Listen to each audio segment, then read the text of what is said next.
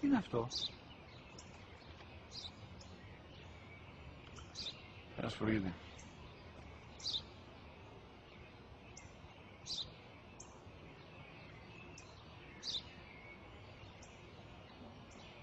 Τι είναι αυτό? Μόλις τώρα στο παπατέρα, σπουργίτι είναι.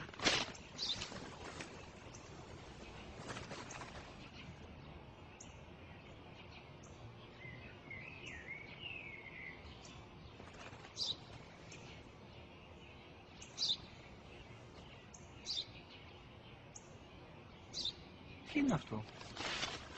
Ένα σπουργίτι είναι, πατέρα. Ένα σπουργίτι. Σπου-γι-τι.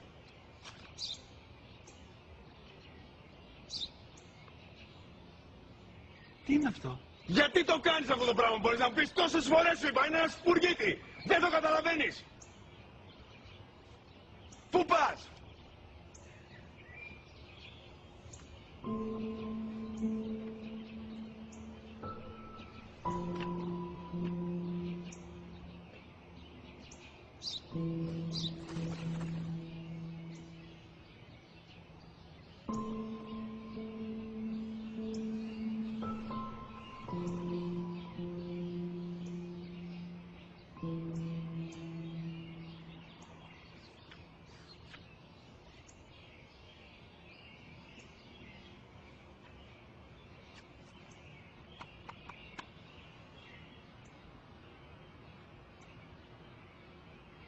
Δυνατά.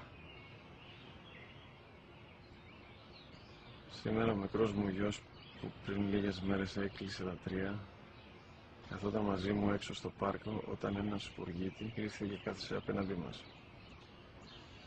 Ο γιος μου με ρώτησε 21 φορές τι ήταν αυτό και του απάντησε και τις 21 φορές ότι ήταν